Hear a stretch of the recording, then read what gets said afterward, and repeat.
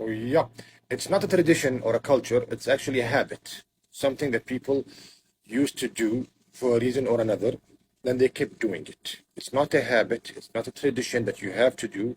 Actually, the better you ride, the better you train the horse, the more you do it from both sides. Horses split from two sides. Between the two sides, the right side and the left side, there's a big difference. If you ride the horse from the right side, you have to teach him to ride him or to be ridden from the left side. And getting off the horse from the left side must be done from both sides. When you lead the horse side leading, when the rein is on the horse's neck, you have to do it from both sides because horses completely split between the two sides. With people, when you teach a person that you're not hurting him when you touch his right shoulder and that you're not dangerous, he's immediately going to know that you will not hurt the other side. Horses don't do that. They react, then they think. People think, then react. So most people who used to ride horses from the left side, because most people in the past and even right now use the right hand when they ride, which means you will use your right leg. Usually, when you are leading the horse, if you are right-handed, you want to be to the left side of the horse. He has to be to your right side. You want to be to his left side so that you will use the better hand you usually use, which is the right hand. So when you want to ride the horse, instead of going to the other side, you stop the horse and ride him immediately. Put the rein on the neck and ride him immediately. That's number one. Number two, some people say that most horsemen in the past are right-handed. If you are right-handed, you put the sword in the left side of your waist.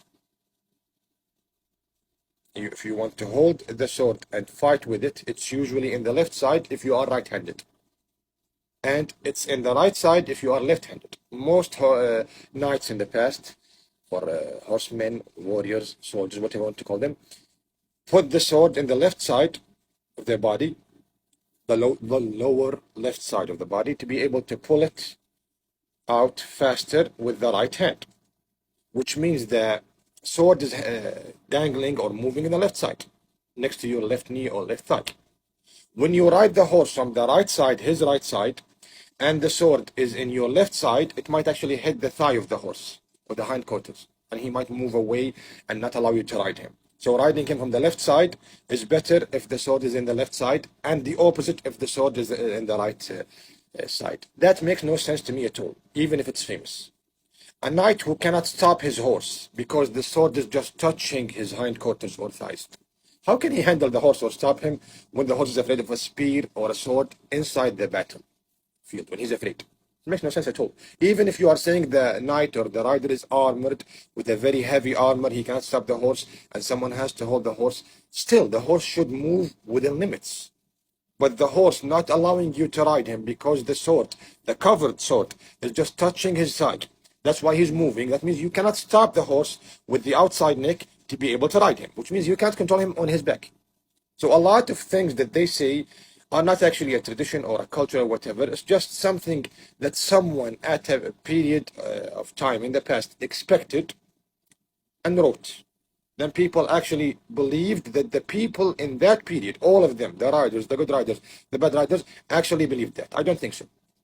I believe the main reason is that it's a habit. People usually ride the horse to their right side because most people are right-handed, and your right hand is better than your left hand. That's why they did it. A good rider teaches the horse to be ridden from both sides. You ride him from the left side and the right side. You lead him from the left side and the right side. You get off his back from the left side and the right side. You hold the sword or the spear or the water right now when there's riding and so on from the left side and the right side. You do desensitizing when you gain the horse's trust from the left side and the right side. So a lot of things are not actually even correct. And people not only make it correct, they make it a main thing that cannot be changed, and they actually consider it a tradition or a culture. And that's not true at all. And even if it's true, even if it's a culture or a tradition, it's not a correct tradition or a correct culture. Why? Because the horse must know that you control him from both sides so that he will trust you from both sides. And that's a fact that you can see. No matter how much he trusts you from one side, if you don't do the same from the other side, he will still be afraid until you do the same thing from both sides. So it's a habit, not a tradition, not a culture. Regardless of being a habit or a tradition or a culture, you have to do it from both sides because horses split completely between the two sides. You have to do everything in the left side and the right side. And you might actually hear a lot of different reasons through time. For example, a lot of people believe or think that the horse has a wild side, wilder than the other side. Most people believe that horses and some other animals like deers and so on are wilder in the right side from the left side. So if they are afraid of something in the right side, they fear it more, they run away more, they react more and so on. But regardless of being accurate or not, even if it's accurate, that means not only should I train the horse to accept being ridden from the right side, getting off his back from the right side, actually it's more important. The wilder the horse is, the more he should trust you before you ride him, when you train him, right? So you should gain his trust more in the wilder side, not the opposite. So even if it's true, even if the reason given to you is true, regardless of the period of the time that they are talking about riding horses, in the past, right now, in the future and so on, regardless of the reason or the period of time, any reason given to you about riding the horse and getting off his back and gaining his trust that says the horse must know that you control him or you must gain his trust from one side more than the other, or from one side without the other, is not true or accurate at all, because it means that the horse is not completely under your control. There is no real trust. That's the easiest way to learn about horsemanship when it comes for people saying stuff that are not completely accurate. Sometimes they are not even true. A lot of times they are the complete opposite of the truth. True or not, true or false, accurate or not, I don't care. I should be able to teach the horse to accept it. As soon as you start finding excuses for not being able to control the horse, it's just a matter of time before he uses that against you. A good rider says, I don't want excuses. I want to know the problem. I want to solve it. If there is a way of riding or a style that solves that problem, I will ride in that way of riding or style. Any good way or style of riding knows that and does that. In leading, groundwork, even body language, and in riding, they care about both sides equally, and they actually focus about the focus on the bad side more than the good side.